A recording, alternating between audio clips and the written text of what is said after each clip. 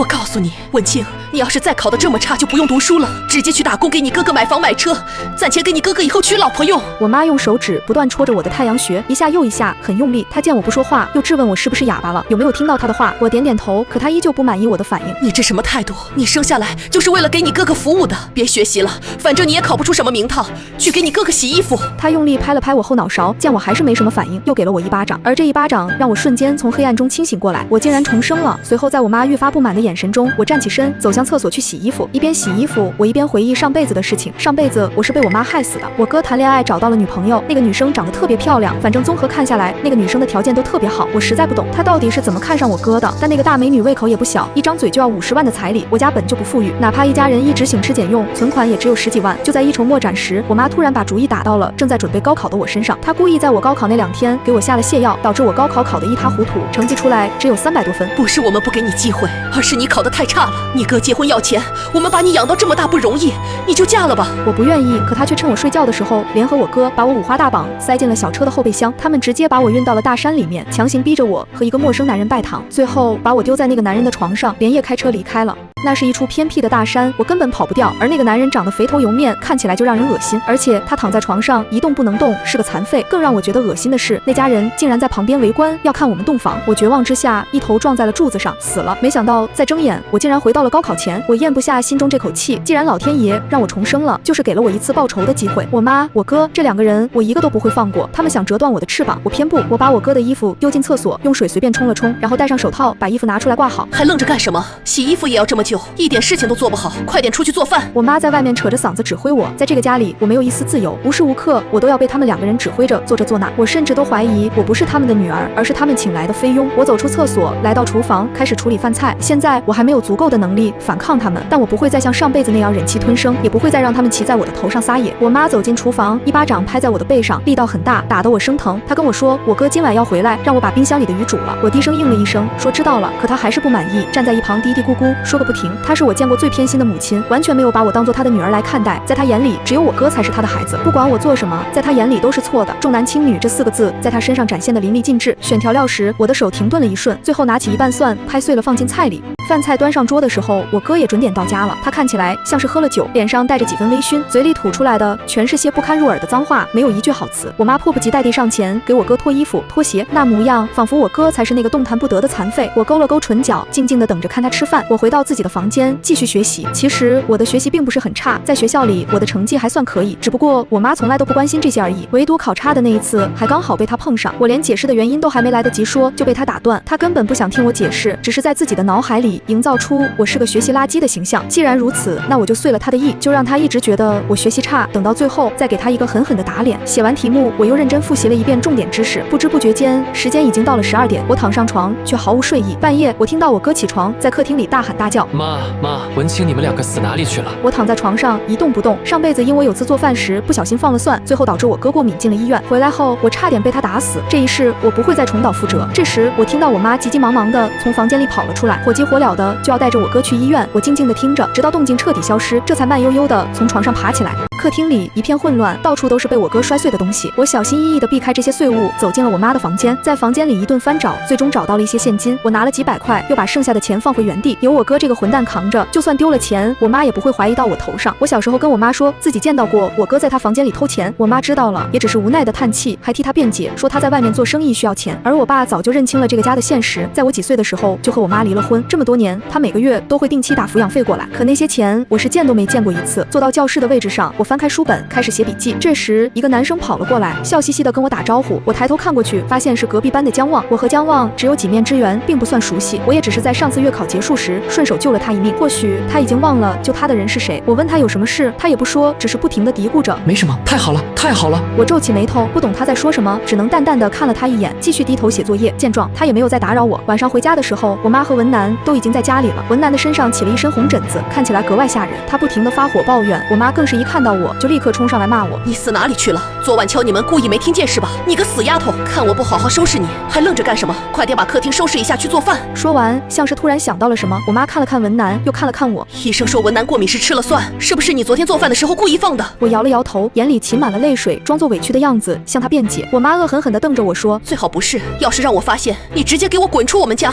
我收拾完地上的垃圾，转身走进厨房，开始做饭。我也懒得处理食材，反正我不饿，吃不死他们就行。好不容易伺候好他们，我刚想上楼去学习，我妈又一次拉住了我，她让我跟她一起去收拾卫生。我戴上口罩，走进了我哥的房间。房间里臭气熏天，啤酒味、烧烤味，还有臭袜子的味道混杂在一起，让人作呕。我忍不住干呕了一声。我妈怀疑地看向我，又盯着我的肚子。你呕什么？该不会是出去鬼混怀孕了吧？我懒得吭声，她一把把我推进房间，让我快点收拾，还神神秘秘地说我哥好像有情况了。我愣住了，心里疑惑，文男有女朋友了，这比上辈子时间可是提前了一些，难道是蝴蝶效应？不过我也没有多想，心里想着兵来将挡，水来土掩，见招拆招就好。这辈子我不可能再让他们给我下药，让我参加不了高考。文男的房间简直比猪窝还要邋遢，这样的人竟然还有女生喜欢他，我实在是不敢相信，只能憋着气继续收拾。终于收拾完了，我妈也满意了，她喜滋滋地叮嘱我，你给我好好表现，那女生要是来了，你立马从学校回来做一顿好吃的，听见没？我点了点头，从他的房间里走出来，来到了阳台。就在这时，我听到房间里传来文男打电话的声音，他说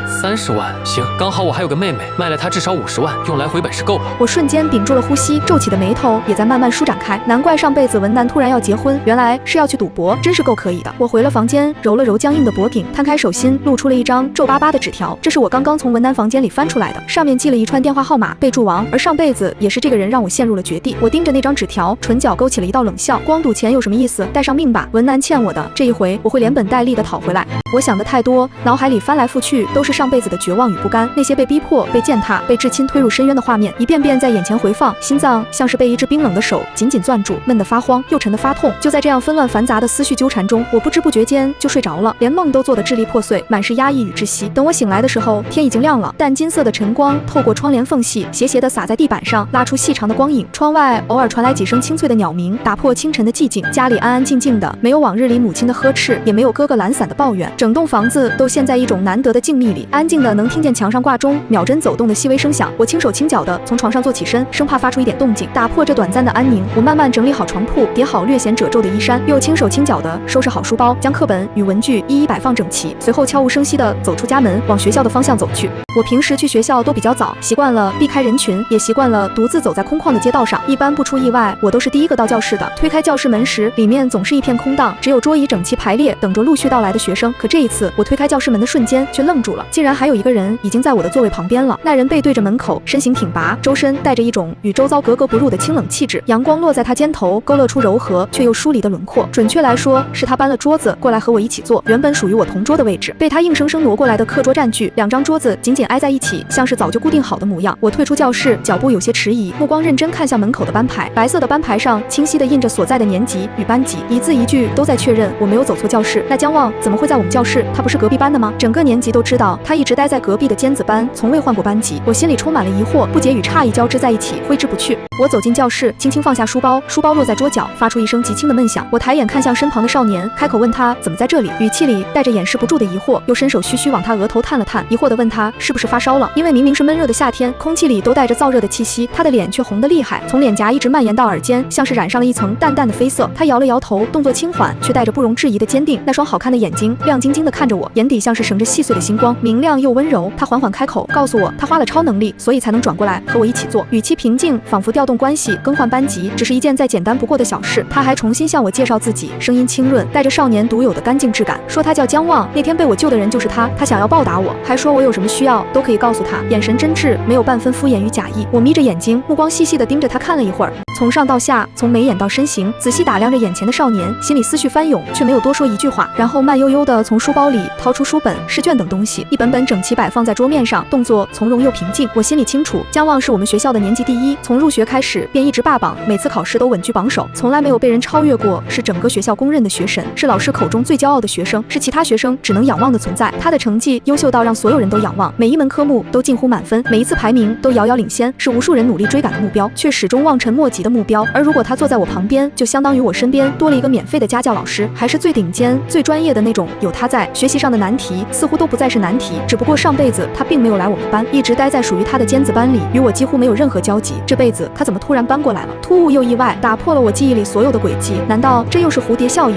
一次重生改变了太多原本既定的事情，很多人和事都开始朝着陌生的方向发展。我想不通，纷乱的思绪在脑海里打转，却理不出半点头绪，也就不再纠结了，索性将这些疑惑抛在脑后，专注于眼前的生活。突然，我想起之前无意间听到的一个传闻，课间时从其他同学的闲聊中断断续续听到的内容，说姜望是个富二代，家里非常有钱，财力雄厚，在当地有着不小的影响力。我们学校新修的考试楼宽敞明亮，设施齐全，环境极好，据说就是姜家捐款修建的，出手阔绰，毫不吝啬。至于捐款的原因，传闻说是因为姜望不想每次考试都搬书打扫卫生，觉得麻烦，便让家里直接捐了一栋楼，省去所有繁琐。任性又张扬，完全是富家少爷的做派。我看着姜望，目光平静，带着一丝试探着问他是不是真的什么都能帮我，语气轻柔，却藏着一丝不易察觉的认真。他用力点了点头，动作干脆，没有半分犹豫，眼神坚定，像是在许下一个郑重的承诺。我咬着嘴唇，下唇被牙齿轻轻咬住，泛起淡淡的白色，心里有些犹豫，纠结着要不要说出那个大胆又荒唐的想法。我要不要把我的想法说出来呢？那个想法在脑海里盘旋已久，带着复仇的决绝。毕竟我想要的帮助并不是一个小数目，30万对普通人来说是一笔巨款。想到上辈子自己惨死的模样，冰冷的绝望，无边的痛苦，被至亲背叛的心酸，一幕幕在眼前闪过，刺得心脏生疼。我一鼓作气，还是决定把自己的想法说出来，哪怕会被拒绝，哪怕会被视作异类，哪怕他不愿意帮忙也没关系，大不了再另寻其他办法。我早已做好了最坏的打算。我鼓起勇气，深吸一口气，压下心底的紧张与不安，抬眼直视着他，问他能不能假装我的未婚夫，给我30万。声音不大，却清晰地落在空气里。他的瞳孔猛地缩了一下，原本明亮的眼眸瞬间微微收紧，闪过一丝明显的讶异。显然我的话完全超出了他的预料。我心里暗暗想，他果然是被我惊讶到了。这样的要求，任谁听了都会觉得离谱又荒唐。我有些后悔，心底泛起一丝懊恼，觉得自己不应该说出来，太过冲动，太过不计后果。现在好了，连免费的辅导老师都要没有了，好不容易拥有的学习助力，或许就要就此失去。可没想到，他却坚定地对我说可以，语气笃定，没有半分迟疑，像是早已深思熟虑，又像是脱口而出的承诺。这下轮到我震惊了，整个人僵在原地，大脑一片空白。我不敢相信地问他说什么，怀疑自己出现了幻听，听错了他的回答。他坚定地看着我，目光专注，只落在我一人身上，抿了抿嘴唇，唇角微微上扬，露出一个极淡的笑容，再次说可以，还问我这30万是现在给我，还是等过段时间，语气自然，仿佛30万只是微不足道的零钱。我摸了摸自己的脑袋，掌心贴着额头，感受着正常的温度，确认自己没有发烧，也没有产生幻听，耳边的话语真实又清晰。这就是有钱人家的少爷吗？出手阔绰，不计得失，30万眼睛都不眨一下就答应了，轻松的像是在答应一件微不足道的小事。我咽了咽口水，压下心底的震惊与难以置信，告诉他过段时间再给我就好，又认真的向他保证，这30万我一定会还给他的。眼神坚定，带着属于自己的尊严与坚持。我知道这样做有些冒险，将希望寄托在一个刚认识不久的人身上，本就充满了未知，但我就是要用这30万给文南尝到甜头，让他有本金去赌博，放纵内心的贪欲，最后输得一干二净，一无所有，让他也尝尝从云端跌落泥潭的滋味。姜望温柔地对我说好，你问我就有，声音轻柔，带着满满的包容与宠溺。他的话让我安心了不少，悬着的心终于缓缓放下，紧绷的神经也慢慢松弛下来。我对他露出了一个感激的笑容，笑容真诚，带着久违的暖意。白天他主动辅导我做一些题目，放下自己的学习任务，耐心又细致。他讲题的思路非常清晰，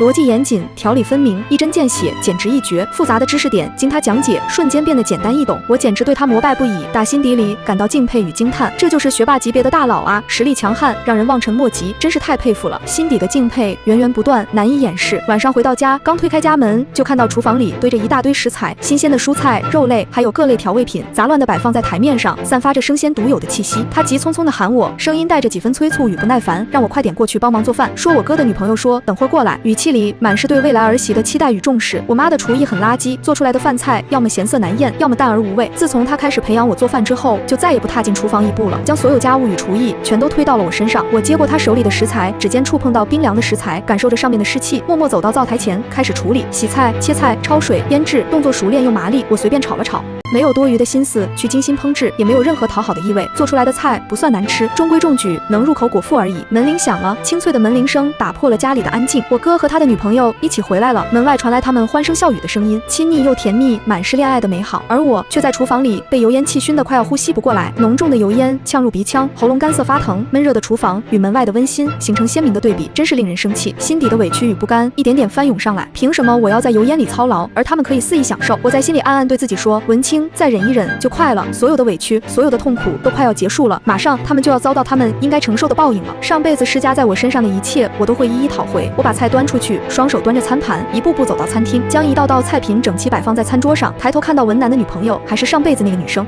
模样没有半分改变。她看起来善良大方，衣着得体，妆容精致，举止优雅得体，一言一行都透着良好的教养，一副大家闺秀的模样，让人挑不出半分错处。我妈满意的不得了，脸上堆满了笑容，眼角眉梢都是藏不住的欢喜。吃饭期间不停的给她夹菜，碗里的饭菜堆得像小山一样，热情得过分。饭吃到一半，文南开口了，语气带着几分得意与炫耀，说他和他女朋友打算结婚了。话语落下，满是对未来的憧憬，就是彩礼钱需要50万。我妈脸上喜笑颜开的表情一下子就愣住了，笑容僵在脸上，眼神里满是错愕。她不敢置信地重复着50万3个字，像是重锤砸在她心上。文南的女朋友笑了笑，笑容得体，却带着一丝不易察觉的高傲，对我妈说他家里很有钱，文南和他本就不门当户对，语气里满是对自家家境的自信。要是他彩礼不要高一点，他爸妈肯定不会同意他们的婚事，还说要是我们家拿不出来那就算了。话语带着淡淡的威胁，拿捏住了我妈的心思。我妈立马按住他的手，动作急切，脸上露出谄媚的笑容，讨好又卑微，全然没有往日对我的刻薄，连忙说不会，他们肯定能拿出来，还说不就是50万吗？让他再给一点时间，语气笃定，仿佛50万唾手可得。文南的女朋友这才满意地点了点头，脸上的笑容更加柔和了几分，像是终于达成了自己的目的。我在心里暗暗想，我妈估计要戳破脑袋了吧？50万对这个本就不富裕的家来说，无疑是天文数字，看他要如何凑齐这笔巨款。吃完饭，文南送他女朋友回家了，两人并肩走出家门，身影渐渐消失在楼道口。我妈把我叫了过去，脸上带着难得的温和，眼神里却藏着算计与图谋。她难得对我露出好脸色，只不过我心里清楚，她这是想害我了。无事献殷勤，非奸即盗。她拉着我的手，掌心粗糙，带着几分凉意，苦口婆心的对我劝导，说我哥也老大不小了，好不容易遇到一个不错的对象，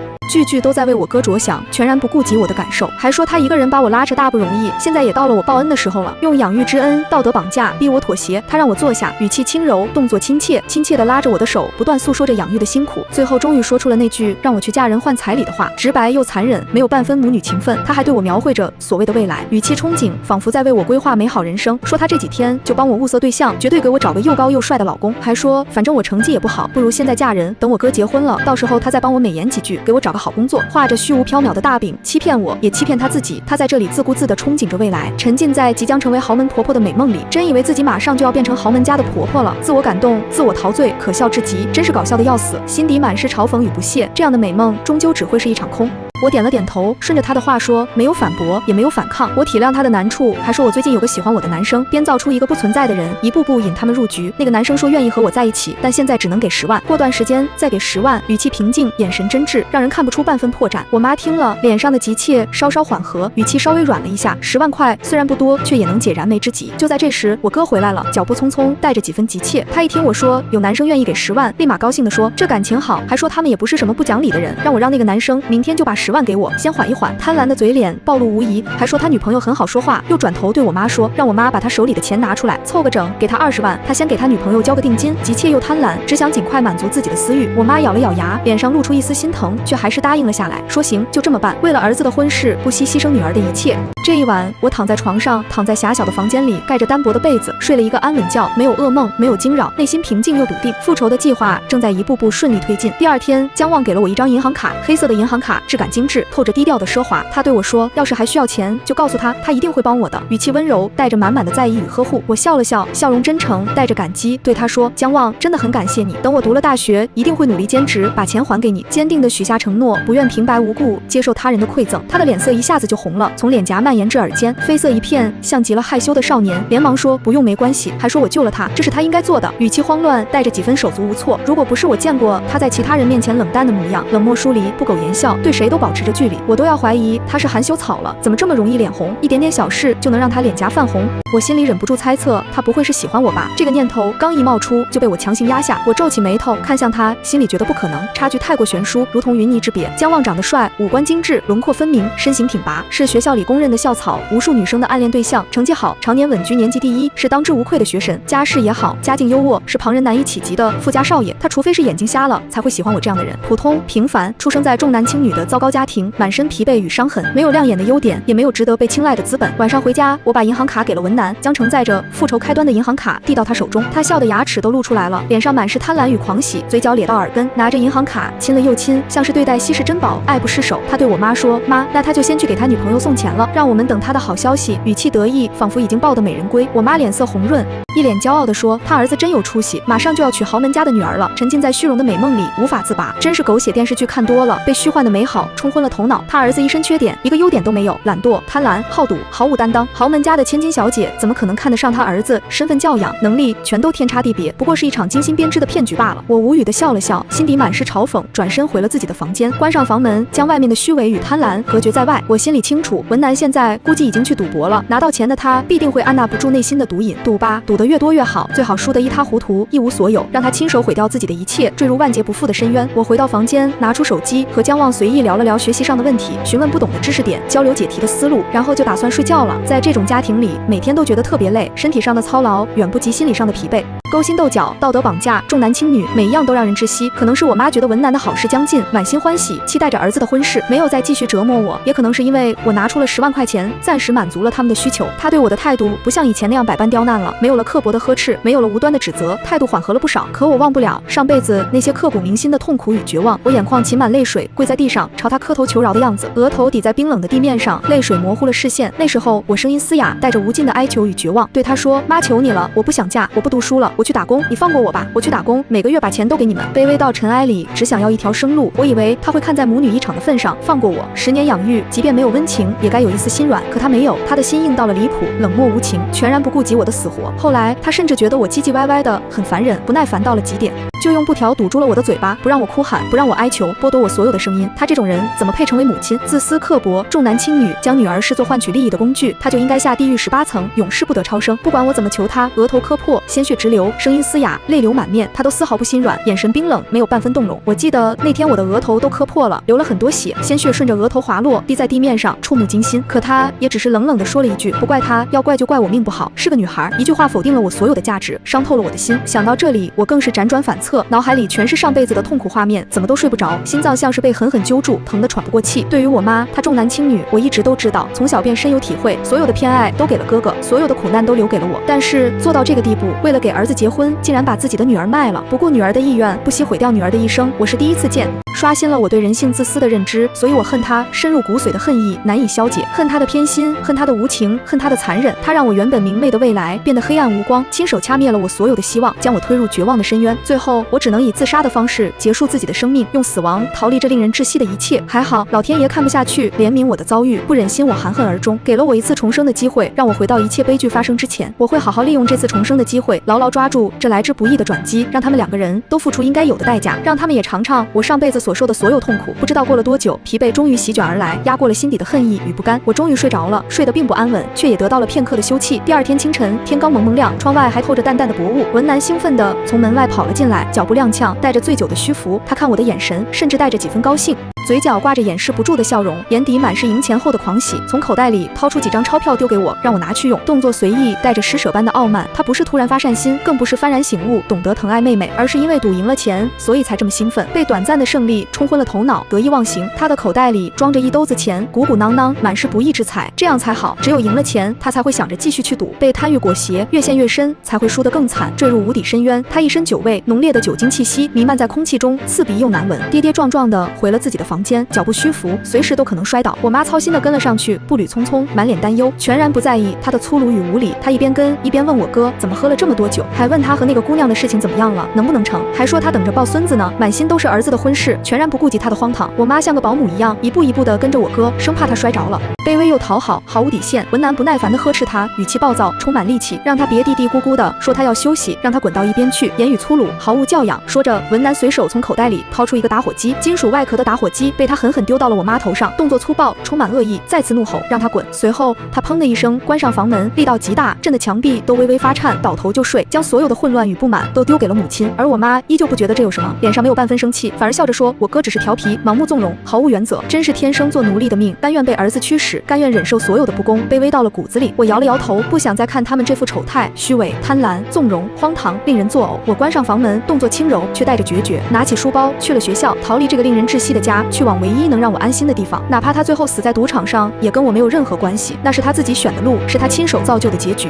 这都是他应得的报应。天理昭彰，因果循环，谁都逃不过。在学校里，我摒弃所有杂念，一心专注于学习。我的目标就是努力学习，争取考出去，考到更远的地方，离开这个充满痛苦的城市，考到更高的分数，为自己挣一个光明的未来。我们学校在奖励学生这方面一向很大方，重视成绩，不吝啬对优秀学生的嘉奖。只要高考成绩排名年级前10，就会有奖金，数额不菲，至少有1万块。对我来说，无疑是雪中送炭。有了这1万块，最起码我读大学的时候有钱交学费和前期的生活费了，不用再向家里伸手，不用再看他们的脸色，能靠自己开启新的人生。到了学校，姜望早就已经到了，安静地坐在座位上，身姿挺拔。他正在整理着什么，手指翻飞，动作细致。我把给他带的早餐放在了他的桌子上，温热的早餐散发着淡淡的香气，我让他快点吃，不然凉了就不好吃了。语气轻柔，带着一丝关心。他抿了抿嘴唇，唇角微微上扬，朝我露出了一个很淡的笑容，笑容干净温柔，治愈人心。接过早餐，慢慢吃了起来，动作优雅，慢条斯理。吃完早餐，他递给我一个本子，封面整洁，字迹工整，说这是给我整理的错题，让我看看，希望能帮助到我。语气认真，满是用心。我惊喜地接过本子，指尖触碰到光滑的纸面，满心欢喜，一页一页地翻过去，发现上面全是我曾经做错的题目，每一道题都有详细的解析，步骤清晰，思路明确，重点突出。他也太细心了吧，将我的薄弱点一一记在心里，精心整理。这样的温柔与用心让我心头一暖，我都要怀疑我是不是上辈子拯救过地球，积攒了无尽的福气，所以这辈子才有姜望这么好的人出现，在我最黑暗的时候带给我光明与温暖。我拿着那本错题本爱不释手，一遍遍翻阅，舍不得放下，一边翻阅一边对姜望说，姜望你怎么这么好啊，我都不知道应该怎么报答你了。语气真诚，满是感激。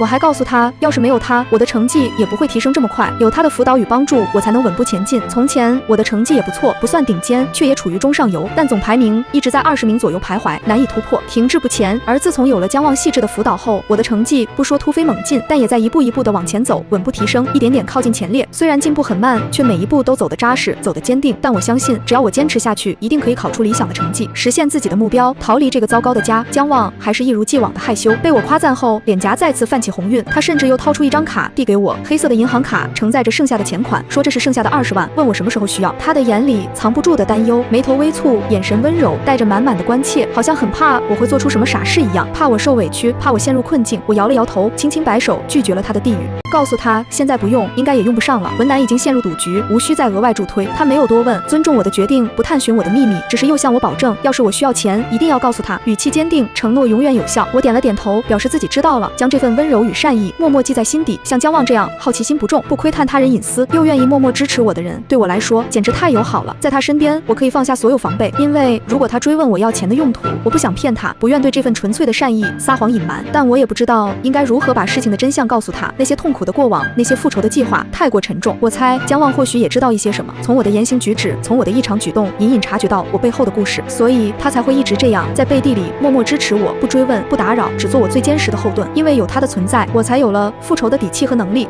才有了对抗一切的勇气。对于文南，我的亲哥哥，我是最了解他的人，了解他的贪婪，了解他的毒瘾，了解他的所有弱点。他上辈子就很喜欢赌博，深陷其中难以自拔。不过那时候他苦于没有钱，只能小赌怡情，小打小闹，无法满足内心的贪欲。现在他手里有了钱，一笔不小的钱款足以让他放纵，肯定忍不住会大赌特赌，被贪欲吞噬，越陷越深。只要文南最近这段时间一直在赌博，被胜利冲昏头脑，不断加注，那20万根本撑不了多久，很快就会挥霍一空，输得干干净净。但也足够撑到我高考结束了，足够让我完成考试，迎来全新的人生。等高考结束，我就直接离开这里，远离这个充满痛苦与回忆的地方，去查询高考成绩，然后找一份暑假工，靠自己的双手养活自己，离他们远远的，再也不相见，再也不牵连。回到家，我妈脸上带着喜笑颜开的表情，满脸通红，兴奋不已，一直在客厅里踱步，脚步匆匆，难掩内心的激动。他一边踱步一边念叨，说我哥女朋友家里就是大方给我哥这么多钱，还啧啧感叹说以后他们都要跟着享福了。沉浸在不切实际的美梦里无法自拔，沙发上铺了薄薄的一层人民币，零散的钞票摊开在沙发上，刺眼又虚假。我妈脸上的红晕久久不能消散，被金钱与虚荣冲昏了头脑。我在心里暗暗想，这样的美梦你们就再做一会儿吧，短暂的美好很快就会破碎，等待他们的只有无尽的绝望。这样过了一段时间，日子平淡又充实。我在学校努力学习，姜望默默陪伴，家里的闹剧也在按部就班地上演。我终于迎来了我的高考，决定人生走向的重要时刻，提心吊胆的准备了好久，终于到了检验结果的时候。无数个日夜的努力都将在这2天得到验证。高考那2天，我妈果然没安好心，表面温和，内心却藏着算计。她早早的就起来给我做了早餐，动作殷勤，一反常态，眼神里藏着我再熟悉不过的算计，闪烁不定，满是阴谋。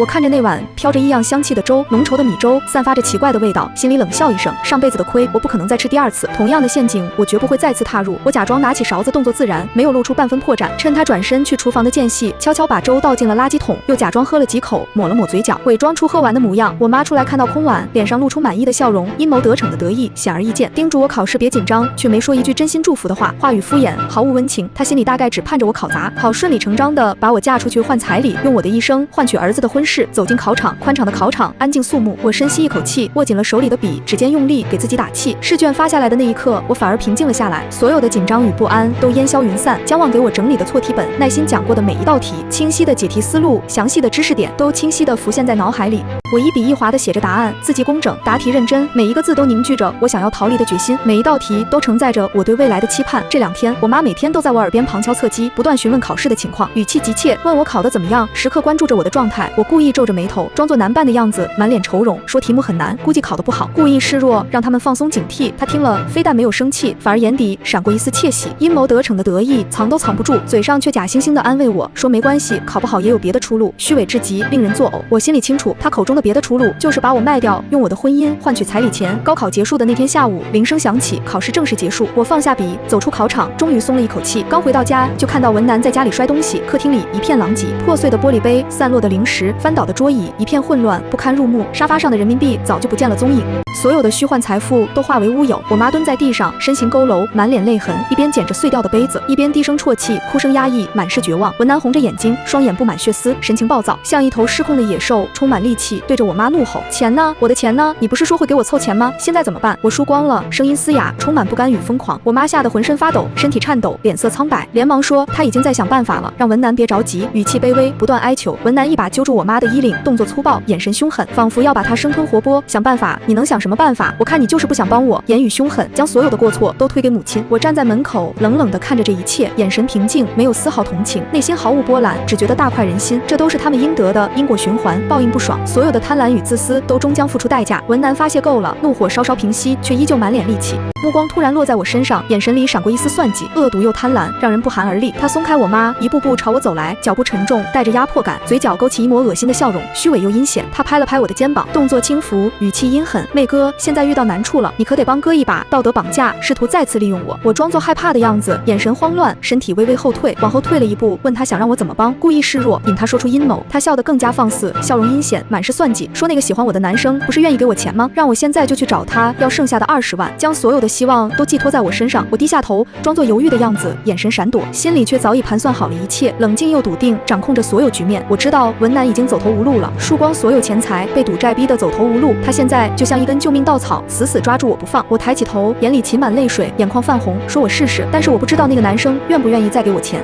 语气委屈，满是无助，完美伪装。文南立马换了一副脸色，脸上露出温和的笑容，假惺惺地安慰我说只要我去说，那个男生肯定会给的，还说等他翻了本以后一定好好待我，画着虚无的大饼，欺骗我也欺骗他自己。我心里觉得可笑，心底满是嘲讽与不屑。他这种人根本就没有心，自私自利，薄情寡义，只会利用他人。我点了点头，顺从地答应下来，没有反抗，说我明天就去找那个男生，一步步将他们推向更深的深渊。晚上，我给姜望发了一条消息，简单告知文南的情况，说明当前的局势。没过多久，姜望就回复了我，消息简短却充满力量，说一切都听我的，只要我需要他随时都在，永远做我最坚实的后盾，给我无尽的支持。看着手机屏幕上的消息，我的心里泛起一丝暖意。在这个冰冷的家里，姜望是唯一给过我温暖的人，是黑暗里的光，是绝望中的希望。我暗暗下定决心，等高考成绩出来，我就和姜望一起离开这里，再也不回来，彻底斩断与这个家的所有联系。接下来的几天，我每天都装作出去找那个男生要钱的样子，背着书包走出家门，伪装的滴水不漏，实则是去图书馆复习，或者和姜望一起讨论题目，利用所有时间充实自己，等待结果。文南和我妈每天都在家等我的消息，坐立不安，满心急切，语气一天比一天急切，从最初的期待慢慢变得焦躁。有一次，文南实在等不及了，内心的焦躁彻底爆发，拦住我，质问我是不是在骗他，是不是根本就没有那个男生，眼神凶狠，充满怀疑。我故意装作委屈的样子，眼眶泛红，泪水在眼眶里打转，哭着说我真的去找他了，但是他说最近手头紧，要等一段时间才能给我钱，语气委屈，满是无助，骗过了所有人。文南气得想打我，扬起手，眼神凶狠，却被我妈拦住了。我妈拉着文南，低声劝说，满脸算计，低声说现在还不能打我，等我拿到钱再说，将我视作工具，毫无母女情分。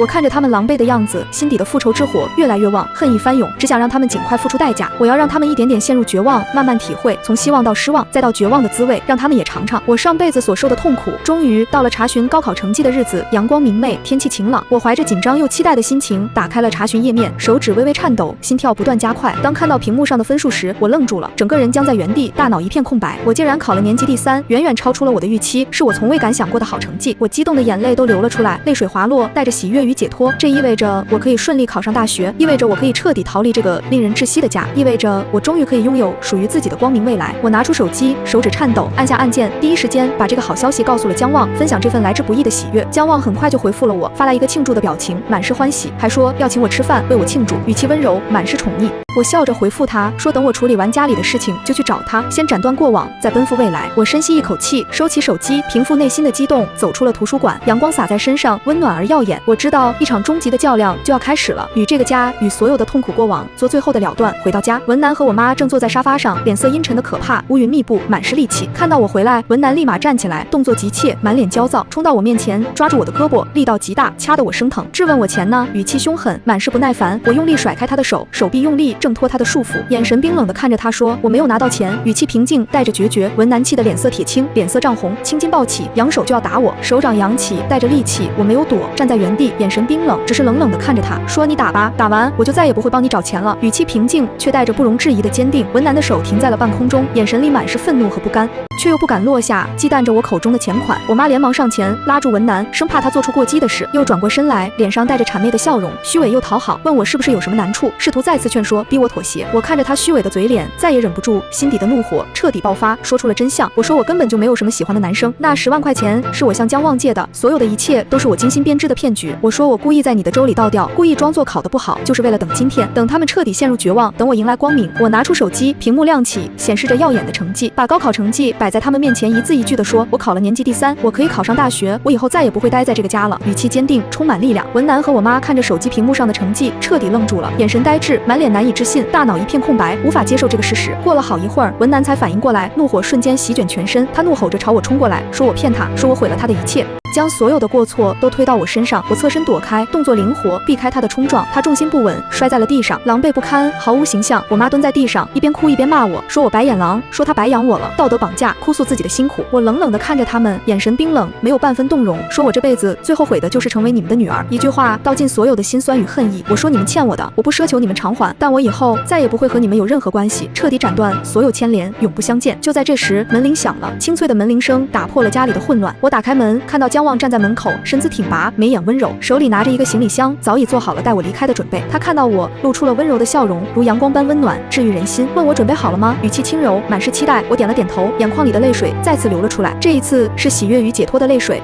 文南看到姜望，立马从地上爬起来，满脸戾气，质问他是谁，眼神凶狠，充满敌意。姜望把我护在身后，动作自然，将我牢牢护住，眼神冰冷地看着文南，说他是我男朋友，今天是来接我走的，语气坚定，宣示着主权。文南还想上前，却被姜望身边的保镖拦住了，身形高大，气势逼人，将他死死拦住。姜望看着我，温柔地说，我们走吧，以后再也不会回来了，话语坚定，给我无尽的安全感。我点了点头，转身走进房间，拿起早已收拾好的行李箱，简单的行李承载着我全新的人生。我没有再看文南和我妈一眼，因为他们不值得我再多看一眼，过往的痛苦就此尘封。走出家门的那一刻，阳光洒在我的身上，温暖而耀眼，驱散了所有的阴霾与黑暗。我知道，从这一刻起，我终于自由了，彻底挣脱了这个令人窒息的家。我再也不用被他们使唤，再也不用被他们伤害，再也不用活在他们的阴影里，终于可以为自己而活。